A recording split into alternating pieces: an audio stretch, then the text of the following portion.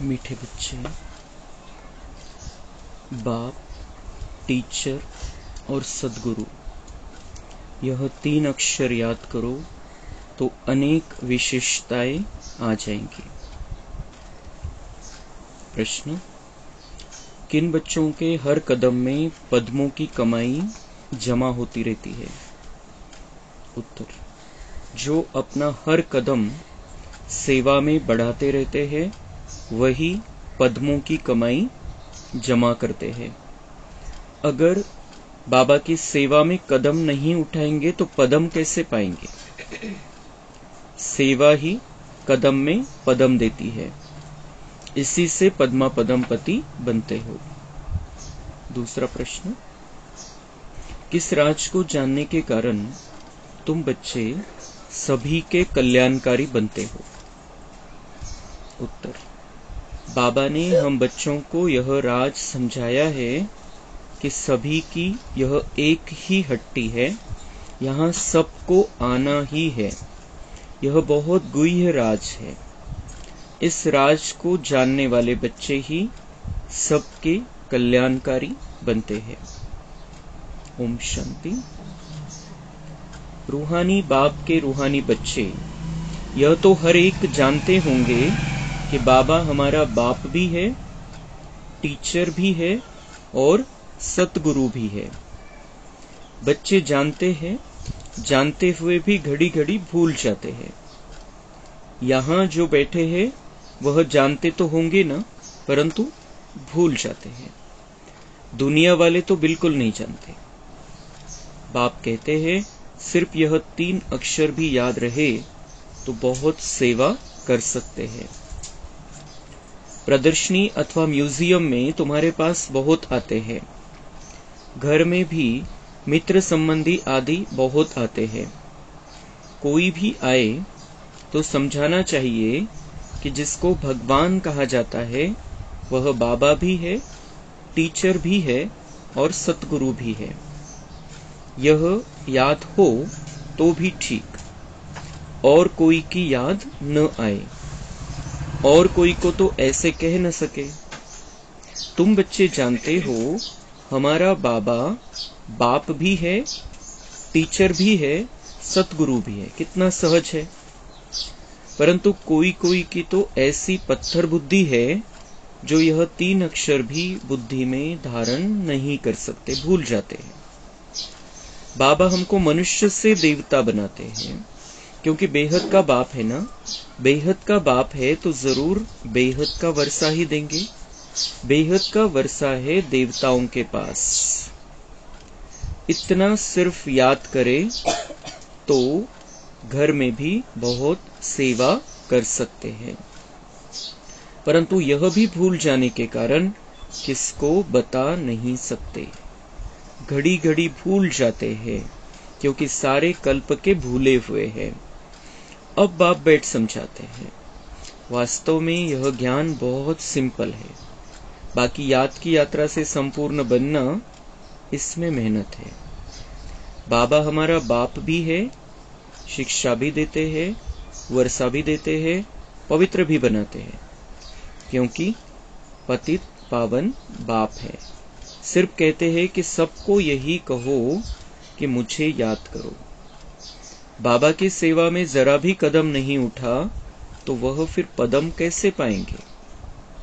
पदम पति तो सेवा से ही बन सकते हैं।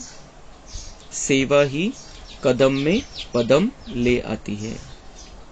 यह भी बुद्धि कहती है पहले शूद्र को ब्राह्मण बनाना पड़े। ब्राह्मण ही नहीं बनेंगे तो क्या बनेंगे? सेवा तो चाहिए ना। बच्चों को सेवा का समाचार भी इसलिए सुनाया जाता है कि टेम्पटेशन हो। सर्विस से ही पदम मिले हैं। सिर्फ एक बात ही सुनाओ जो दुनिया में और कोई नहीं जानते। बेहद का बाप बाप है, परंतु बाप का कोई को पता नहीं है। सिर्फ ऐसे ही गॉड फादर कहते रहते हैं। वह टीचर है, यह तो कोई की बुद्धि में नहीं होगा। स्टूडेंट की बुद्धि में हमेशा टीचर याद रहता है। जो पूरी रीति नहीं पढ़ते हैं उनको अनपढ़ा कहा जाता है। बाबा कहते हैं हर्जा नहीं है, तुम कुछ भी न पढ़े हुए यह तो समझ सकते हो ना कि हम भाई भाई हैं। हमारा बाप बेहद का है। बाप आते ही है एक धर्म की स्थापना करने, ब्रह्मा द्वारा करते हैं, परंतु लोग कुछ भी समझते नहीं हैं। ईश्वर अगर कभी न आया हुआ होता तो उनको बुलाते ही क्यों कि हे लिबरेटर आओ, हे पतित पावन आओ। जबकि पतित पावन को याद करते हैं फिर शास्त्र क्यों पढ़ते, तीर्थों पर क्यों जाते? वहां बैठा है क्या? कोई जानते ही नहीं। जबकि पतित पावन ईश्वर है तो गंगा स्नान आदि से कोई पावन हो कैसे सकते? स्वर्ग में कोई जा कैसे सकते? जन्म तो यहां ही लेना है। नई दुनिया और पुरानी दुनिया में फर्क तो है ना। इसको सतयुग थोड़ी कहेंगे, अब तो कलयुग है ना। मनुष्यों की तो बिल्कुल पत्थर बुद्धि है। जहां थोड़ा सुख देखते हैं तो स्वर्ग समझ लेते हैं। यह बाप ही समझाते हैं। बाप कोई गाली नहीं देते हैं, बाप शिक्षा भी देते हैं, सबको सद्गति भी देते हैं। भगवान बाप है तो बाप से जरूर कुछ मिलना चाहिए। बाबा अक्षर भी ऐसा है जो उनसे वर्षे की खुशबू जरूर आती है। और भल कितना भी काका मामा आदि है, परंतु उनसे वर्षे की खुशबू नहीं आती। अंतर्मुख हो विचार करना है कि बाप ठीक कहते हैं। गुरु के पास कोई जायदाद होती नहीं, वह तो खुद ही घर बार छोड़ते हैं। तुमने सन्यास किया है विकारों का, वह तो कह देते हैं हमने घर बार छोड़ा। तुम कहते हो हम सारी दुनिया के विकारों का सन्यास करते हैं। नई दुनिया में जाना कितना सहज है। हम सन्यास करते हैं सारी पुरानी सृष्टि तमोप्रधान दुनिया का। सतयुग है नई दुनिया। यह भी जानते हो नई दुनिया थी जरूर। सब गाते हैं स्वर्ग कहा ही जाता है नई दुनिया को, परंतु वो लोग सिर्फ कहने मात्र कह देते हैं, समझ कुछ नहीं। तो बाप बच्चों को कहते हैं सिर्फ यह विचार करो, बाबा हमारा बाप भी है, शिक्षक और सतगुरु भी है, सबको ले जाएंगे। अक्षर ही दो है, मन मना भव, इसमें सब आ जाता है, परंतु यह भी भूल जाते हैं। पता नहीं बुद्धि में क्या क्या याद रहता है। नहीं तो रोज लिख कर दो कि इतना समय हम किस अवस्था में बैठे थे। तुम बैठे हो बाप, टीचर, सदगुरु के सामने, तो वही याद आना चाहिए ना। स्टूडेंट को टीचर ही याद आएगा ना, परंतु यहाँ माया है ना, एकदम माथा ही मूड देती है, सारा राज्य भाग्य ही ले लेती है। तुमको पता नहीं पड़ता है। आए तो थे वर्षा लेने, परंतु मिलता कुछ भी नहीं। ऐसे ही कहेंगे ना। भल स्वर्ग में तो चलेंगे, परंतु वह कोई बड़ी बात थोड़ी है। यहाँ आए भल, परंतु पढ़े नहीं, फिर स्वर्ग में तो जाएंगे ना। यहाँ तो बैठे हैं ना, समझते हैं स्वर्ग में जाना है, फिर क्या भी बने, वह तो पढ़ाई नहीं हुई ना। थोड़ा भी सुना तो उसका फल मिल जाता है। पढ़ाई से तो बड़ी स्कॉलरशिप मिलती है। बाप से ऊंचते ऊंच पद पाना है तो पुरुषार्थ करना पड़ेगा। तो बाबा म्हणता है अभी ये जो तुम्हारा संगम युगी जीवन है, इस जीवन में तुम्हें ये बिल्कुल क्लियर होना चाहिए कि भगवान हमारा कौन लगता है, हम उसके कौन हैं, उससे हमारा क्या रिश्ता है, क्या संबंध है, वो किन किन संबंधों के आधार से हमें पालना देने के लिए इस धरती पर आया है। वो हमारा माता है, हमारी माता है, पिता है, शिक्षक है, सदगुरु है, सखा है, साजन है, कभी व्यापारी बन जाता है, कभी जादूगर बन जाता है, कभी सोनार बन जाता है, कभी धोबी बन जाता है। तो अलग अलग तरीके से वो हमें इस समय तयार कर रहा है। त्याच्यामध्ये बाबा म्हणताय की तुम्हाला सगळ्यात महत्वाचं हे आहे बुद्धीमध्ये पाहिजे की बाबा हमारा पिता है, शिक्षक है और सद्गुरु है। जेव्हा आपण त्याला या पद्धतीने आठवण करू कि तो माझा पिता है, बाबा म्हणता है बाबा कहने से ही खुशबू आ जाती है वर्षे की। बाबा कहते हैं हम, बाबा मतलब वो हमारा पिता है। भगवान कोई हमारे लिए दूर की चीज नहीं है या उसको प्राप्त नहीं कर सकते, ऐसा नहीं है। ऐसा नहीं है कि उसके प्राप्ति के लिए हमें जन्म जन्मांतर तपस्या करनी पड़ेगी, हम जन्म जन्मांतर हठ योग करेंगे, जन्म जन्मांतर भक्ति करते रहेंगे, फिर वो आएगा, फिर वो कहेगा बच्चे मांग तुझे क्या वरदान मांगना है। एक वरदान के लिए अनेक जन्मों की तपस्या करने के लिए भक्त तैयार है अभी भी।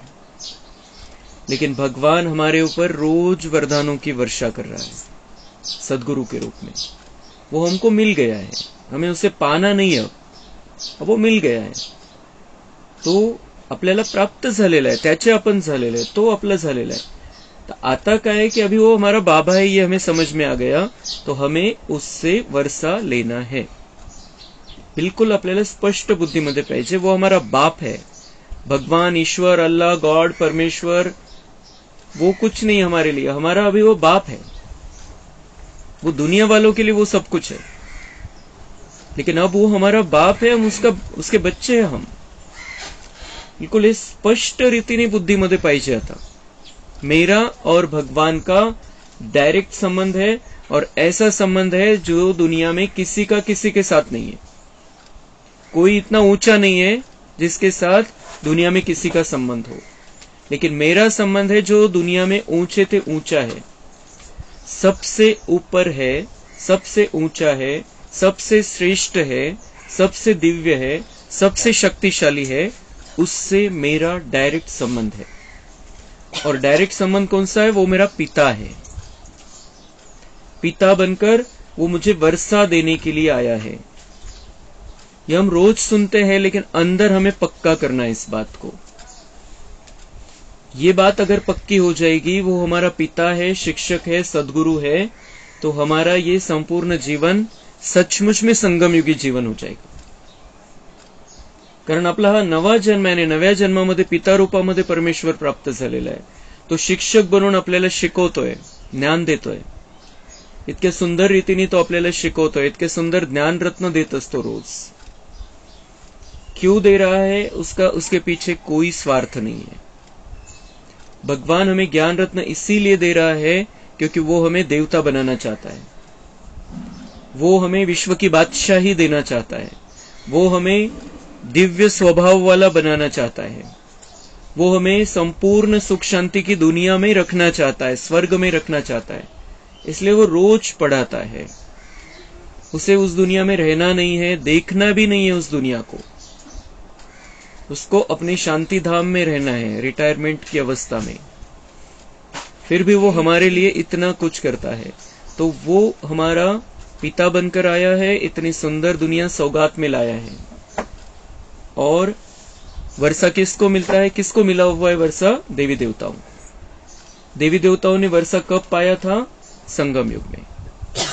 हम कौन है? हम बाबा के बच्चे देवी देवता बनने वाले हैं। तो देवी देवता बनने के पहले हम बाबा से अभी वर्षा ले रहे हैं। तर बाबा म्हणताय आता तुम्हाला हे बिल्कुल क्लियर पाहिजे की आता तुम्हाला वारसा हक्क घ्यायचा है। यहां आकर बैठे हैं, बाबा के बन गए हैं, तो स्वर्ग में तो जरूर आएंगे। कुछ भी वहां जाकर कोई भी लेवल में आ जाएंगे। लेकिन ये बाबा म्हणते पढ़ाई थोड़ी हुई। तुम अगर मेरे बने हो और मेरा बनकर तुम्हें ज्ञान सुनने का चांस मिल रहा है, तो अभी तुम्हारा ये कर्तव्य बनता है, ये जिम्मेदारी है कि तुम्हें अभी परफेक्ट बनना है। संपूर्ण ज्ञान को अच्छी रीति से समझना है, धारण करना है, ध्यान में रखना है, समझना है और समझाना है। नहीं तो इसको पढ़ाई थोड़ी कहा जाएगा। तुम पढ़ रहे हो वर्षा प्राप्त करने के लिए। पढ़ाने वाला परम शिक्षक है। और ये जो पढ़ाई है बहुत सिंपल है। खूप सोपी पढाई आहे, खूप सोपा अभ्यास आहे, खूप सोप्या पद्धतीने बाबांनी शिकवलेलं आहे. कितीही कोणतंही शास्त्र असू द्या, किती मोठे शास्त्र असू द्या, काही असू द्या, किती त्याच्यामध्ये काही समजवलेलं असू द्या, सोप्या भाषेत जरी असेल तर इतकं गुंतागुंत आणि इतका गोंधळ आहे, काहीच कळत नाही. तो लेकिन भगवान का एक एक महावाक्य बहुत सिंपल आहे, खूप सोपं असं महावाक्य आहे. त्याच्या फक्त आपल्याला त्याच्या गहराईमध्ये जाणं आणि त्याच्यावरती चालणं याच्यामध्ये मुश्किल येते. क्योंकि हमने जो बाबा हमें समझा रहा है ऐसा जीवन हमने 2500 वर्ष से नहीं जिया है. इसलिए इन बातों को धारण करने के लिए हमें उनको पहले पक्का करना पड़ता है. जेव्हा आपल्याला पक्क होऊन जाईल तेव्हा आपण त्याला धारण करू शकतो. आणि पक्क होण्यासाठी पूर्ण विश्वासाने बाबांचे महावाक्य ऐकून त्याच्यावरती विचार करावा लागेल, तेव्हा आपल्याला पक्क होईल. आणि पक्क होईल तर धारणेमध्ये येईल, प्रॅक्टिकलमध्ये येईल. और फिर वो प्रैक्टिकल में आएगा, इसका मतलब हमारा संस्कार परिवर्तन हो जाएगा. संस्कार परिवर्तन हो जाना इसका मतलब देवता बनने की रेकॉर्डिंग हो जाएगी. म्हणून बाबा म्हणतात खूप चांगल्या प्रकारे हा अभ्यास तुम्हाला करायचा आहे. दुनियावाले जे साधू संन्यासी आहे पवित्र होण्यासाठी घरबार सोडून निघून जातात, संन्यास करतात, त्यांचा हदचा संन्यास आहे. बाबा म्हणताय की तुमने पुरानी दुनिया का संन्यास किया है, मन बुद्धि से विकारों का संन्यास किया है. तो वो विकारों का संन्यास करने के लिए पढ़ाई जरूरी है. अगर हम पढ़ेंगे नहीं अच्छी रीति से तो हम विकारों का संन्यास नहीं कर सकते. तो ज्ञान चाहिए, जैसे हमने उस दिन क्लास में सुना शीला दीदी से, ज्ञान चाहिए. ज्ञान के आधार से योग लगेगा और योग से शक्ति मिलेगी, और शक्ति मिलेगी तो जीवन में प्रैक्टिकल में ये बाबा की बातें रहेंगी. ज्ञान से योग और योग से शक्ति. तो शक्तिशाली बनने के लिए ज्ञान चाहिए सबसे पहले. ज्ञान के आधार से हम भगवान से संबंध जोड़ते हैं, और वो संबंध जोड़ने के लिए बाबा हमें आज प्रेरणा दे रहा है, मुझे तीनों रूपों में याद करो. हमेशा ऐसे समझो कि मैं परम पिता, परम शिक्षक और परम सदगुरु के साथ में हूं. भूलना नहीं चाहिए. बहुत सिंपल बात है. बाबा म्हणते माया है, माया भुला देती है तुमको, लेकिन ये बात अगर भूलो नहीं तुम कभी तो सारी बातें जीवन में रहेंगी जो बाबा समझाता है. वो हमारा पिता है, शिक्षक है और सदगुरु है, और यही बातें हमें सबको समझानी है. उसको पतित पावन कहते हैं दुनिया वाले, पतित पावन कहते हैं, उसको पुकारते हैं. अगर वो आया नहीं होता, उसने कुछ किया नहीं होता तो उसको पुकारते ही नाही की तू या आणि आम्हाला पावन बनव. कधीच केलेलं नाहीये तर कोणाला मनामध्ये कशी काय गॅरंटी राहिली असते की तो येत असतो. वो अगर उसको बुलाते हैं इसका मतलब वो आता है कभी. और हमें दुनिया वालों को ये बताना है कि वो हमारी पुकार सुनकर अब आ गया है, वो पतित पावन है. तुम शास्त्र पढ़ते हो, तीर्थों पर जाते हो, गंगा स्नान करते हो, क्या वहां पर जाने से अगर तुम पावन बन जाते तो उसको क्यों पुकार रहे हो? शास्त्र उपलब्ध आहे, तीर्थस्थान आहे, खूप मोठे मोठे बनताय, नद्या आहे, गंगा आहे. मग ते जर आहे इथं आणि त्यांना तुम्ही पतित पावन जर समजता तर मग त्याला का बरं पुकारताय वरच्याला? इसी का मतलब ये बुद्धि में कहीं ना कहीं है कि वही आएगा और हमको पावन बनाएगा, हमको नई दुनिया में लेकर जाएगा. तर बाबा म्हणताय या पद्धतीने त्यांना त्यांचं ते जे काही करताय त्याच्या मागचं थोडं सत्य रहस्य, त्यांचा आदर ठेवून त्यांना समजून सांगा. पण त्यासाठी आधी तुम्हाला पक्क पाहिजे कि भगवान कौन है, भगवान हमारा कौन लगता है, हम उसके कौन लगते हैं. तो जब हमारे अंदर ये बातें जो बाबा ज्ञान समझाता है वो बहुत अच्छी रीति से फिट बैठ जाएंगे बुद्धि में, तो हम दूसरों को समझा पाएंगे. और जितना हम बाबा को पिता, शिक्षक, सदगुरु के रूप में याद रखेंगे तो उनकी सारी विशेषताएं हमारे अंदर आने लगेंगी. बाबा कहते ही बाबा से सब कुछ हमारे अंदर आने लगेगा. काका, मामा, चाचा, उनसे कुछ नहीं मिलता है. प्रॉपर्टी किससे मिलती है? बाप से मिलती है. तो बाप, जैसे हम भगवान को बाप समझते हैं तो उसकी सारी प्रॉपर्टी के हकदार हो जाते हैं. उसके पास सुख, शांति, प्रेम, आनंद, ज्ञान, पवित्रता, शक्ति, सारा भंडार भरा हुआ है.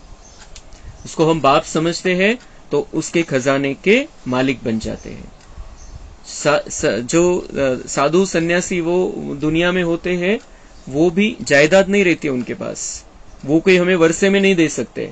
लेकिन हमारा सदगुरु शिव बाबा ऐसा है, उसके पास सारी प्रॉपर्टी है, सारा खजाना है, और वो हमें सब कुछ देने के लिए बैठे हैं. इसलिए उसे तीनों रूपों में याद करना है।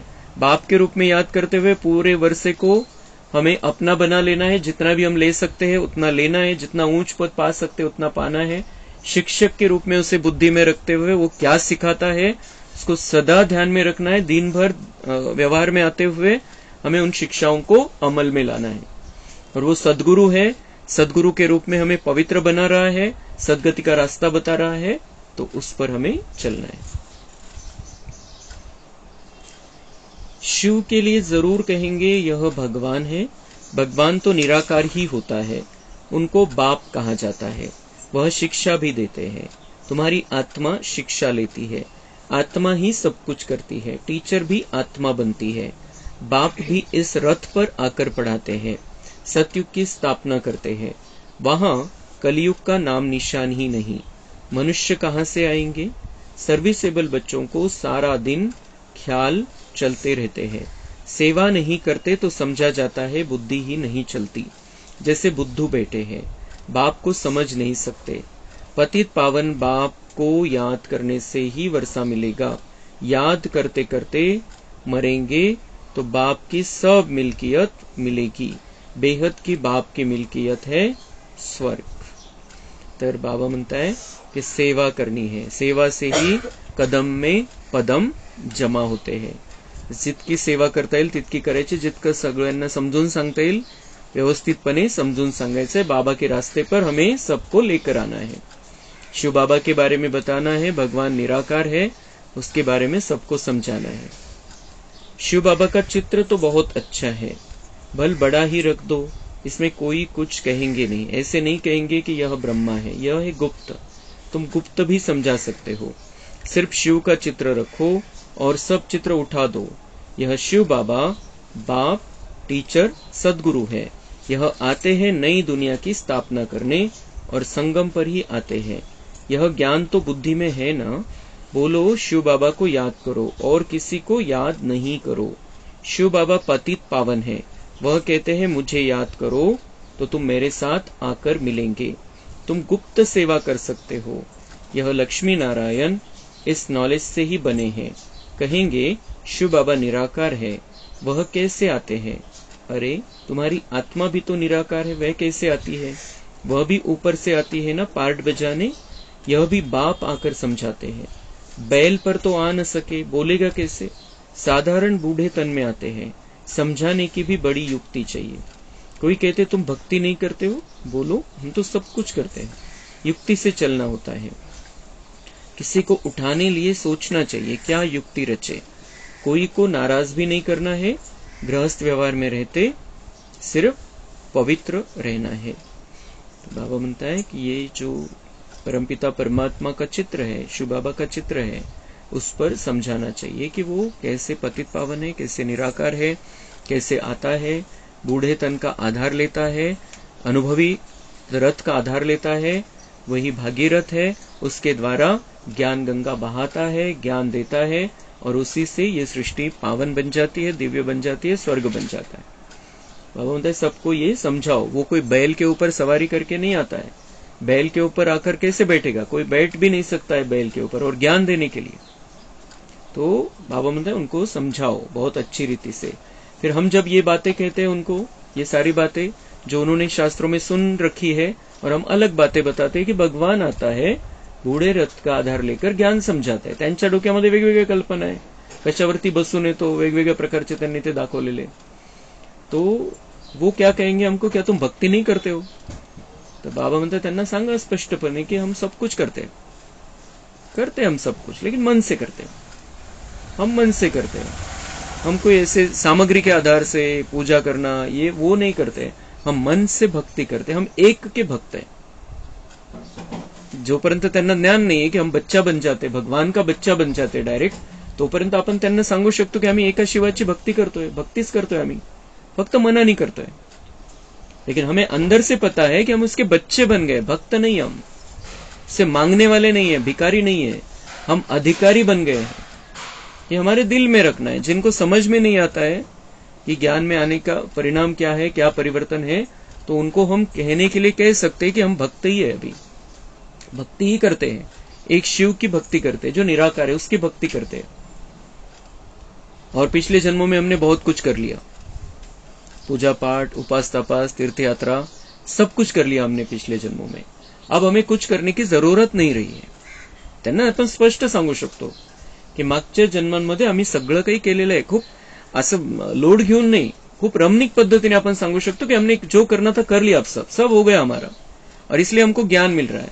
अभी हमें कोई उपवास करने की जरूरत नहीं है, हमने सब कर लिया पिछले जन्मों में. हमने सारी तीर्थ यात्राएं कर ली, कहीं जाने का मन नहीं है. अब कहीं जाने का मन नहीं है. अभी कोई 4 धाम करने की इच्छा नहीं है. जैन धर्म वाले शिखर जी की यात्रा पर जाते, कोई इच्छा नहीं है. सारे तीर्थ कर लिए, सारे तीर्थ हो गए हैं. अभी भगवान मिल गया है डायरेक्ट, और भगवान से हम ज्ञान प्राप्त कर रहे हैं. और हम वही एक उसकी ही बातें हमारी बुद्धि में है, वो ज्ञान के आधार से हमें चला रहा है. और जब हम बताते हैं और हमारा जीवन उन्हें वैसे दिखाई देता है, स्थिर, शांति वाला, सुख वाला और बिना टेंशन वाला, तो वो समझ जाएंगे कि ये हमारे से बहुत ऊंचे है. हम कर रहे हैं सब कुछ, लेकिन इनकी स्थिति हमारे से अच्छी है. बिलकुल जेव्हा त्यांना आपली स्थिती लक्षात येईल तेव्हा खूप जास्त समजवण्याची गरज नाही पडणार. बाबा म्हणतात किसी को नाराज नहीं करना है, गृहस्थ व्यवहार में रहते पवित्र राहायचंय, हे तर पक्का पाहिजे. फिर नाराज नहीं करना है तो शक्तिशाली स्थिति रखनी पड़ेगी. बाप को तो पावन बनाने के लिए आना पड़ता है, आते भी है पुरुषोत्तम संगम युग पर, आकर पावन बनाते हैं. वहां कोई पतित होता नहीं, नाम ही है स्वर्ग नई दुनिया, अभी तो है पुरानी दुनिया. इस संगम युग का तुमको ही पता है और कोई समझ न सके. तुम्हारी बुद्धि में है विश्व की बादशाही जो यहां से मिलती है. हमारी बुद्धि में क्या है अब? विश्व की बादशाही जो हमें यहां से मिलती है. यहां से जब हम भगवान के बनते हैं, विश्व की बादशाही का हक हमें प्राप्त हो जाता है. हम उसके लिए पात्र बनते हैं, पात्रता धारण करते हैं और विश्व की बादशाही ले लेते हैं. तुमको अविनाशी ज्ञान रत्नों का दाना मिलता है. बाबा हमें रोज अविनाशी ज्ञान रत्नों का दाना देते हैं. हम सेवा करते हैं तो प्राप्ति क्या है? अविनाशी ज्ञान रत्नों का दाना मिलता है और विश्व की बादशाही. शास्त्रों में भी है, चिड़ियाओं ने सागर को सुखाया. बहुत कथाएं लिख दी है. मनुष्य कहेंगे सत्य. उन्होंने बहुत सारी कथाएं लिख दी और मनुष्य क्या कहते हैं? सत्य. हाँ, ऐसा ही हुआ होगा. चिड़ियाओं चिमण्यांनी समुद्र पिऊन घेतला. इतकी सारी अंधश्रद्धा है. हाँ, खरंच पिऊन घेतला असेल. बाबा म्हणता ऐसे थोड़ी होता है. हम बच्चों ने बाबा जो ज्ञान का सागर है उसका ज्ञान अपने अंदर धारण कर लिया. त्याची यादगार म्हणून त्यांनी तशी कहानी बनवलेली. फिर कहते हैं सागर से देवता निकले, रत्नों की थालियां भरकर ले आए. कहेंगे सत्य. अब समुद्र से देवता कैसे निकलेंगे? काय करत होते समुद्रामध्ये? कैसे निकलेंगे वो समुद्र से? और मनुष्य शरीर है तो उसे जन्म लेना पड़ेगा. हाडामासाचं शरीर है, 5 तत्वांनी बनलेले शरीर है, डोळे, कान, नाक, हाथ पाय सगळं है. तो वो समुद्र से कैसे निकलेंगे? वो समुद्र से निकले और थालियां भरकर लेकर आए. हम ज्ञान समुद्र में रहते हैं, ज्ञान समुद्र हमारे साथ में रहता है और उससे हम ज्ञान रत्नों की थालियां भर के लेते हैं रोज. मुरली रूपी थाली बाबा हमें रोज भर कर देता है. हम देवता बनने वाले हैं. ये ज्ञान रत्नों की थालियां लेकर हम अपने अंदर धारण करके सतयुग में पहुंचने वाले हैं. तो अब समुद्र से देवता कैसे निकलेंगे? समुद्र में मनुष्य या देवता रहते हैं क्या? इतकी सुंदर पृथ्वी राहायला समुद्रात पाण्यात कशाला जातील राहायला? कुछ भी समझते नहीं. जन्म जन्मांतर झूठ ही पढ़ते सुनते रहते. इसलिए कहते हैं झूठी माया, झूठी काया, झूठा सब संसार. ज्यांनी म्हटलं हे दोन्ही भक्ती मार्गामध्ये, झूठी माया, झूठी काया, झूठा सब संसार, त्यांनाही ते क्लियर होतं की ये सारी कैसी कैसी बातें बना दी है. सच्चे और झूठे संसार में कितना रात दिन का फर्क है. झूठ बोलते बोलते इनसॉल्वेंट बन पड़े. दिवाळखोरीमध्ये निघालेले सगळे, खोटं बोलून बोलून. और सच आकर बाबा हमें सारा सत्य बताता है, सारा राज हमारे सामने खोलता है. तुम कितना युक्ति से समझाते हो, फिर भी कोटों में कोई को ही बुद्धि में बैठता है, क्योंकि हर एक का भाग्य नहीं है. बाबा म्हणते तुम बहुत अच्छे समझाते हो, बहुत युक्ति से समझाते हो, लेकिन ये हर किसी के नसीब में नहीं है। ये बातें भगवान का बनना, पुरुषार्थ करना तो कोटों में कोई की बुद्धि में बैठता है, इनसे नसीब नहीं तो क्या करना। यह है बहुत सहज ज्ञान और सहज योग। बाप, टीचर, सदगुरु को याद करने से उनकी विशेषताएं भी बुद्धि में आ जाएगी। अपनी जांच करनी चाहिए, हम सब बाबा को याद करते हैं या और तरफ बुद्धि जाती है। तुम्हारी बुद्धि को अभी समझ मिलती है। कितनी मीठी मीठी बातें बाप समझाते हैं, युक्तियां बताते हैं। और चेकिंग करो अपनी, हम सब बाबा को याद करते हैं, अलग अलग संबंधों से याद करते हैं, या हमारी बुद्धि और तरफ भागती रहती है। अनेक बातों में हम बुद्धि को दौड़ाते रहते हैं। चेक करा।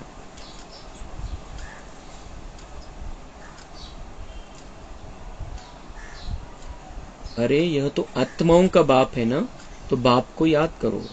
उनसे बहुतों को फायदा हो सकता है, इनसे बहुतों को फायदा हो सकता है। इनको याद करने से तुम पतित से पावन बन जाएंगे।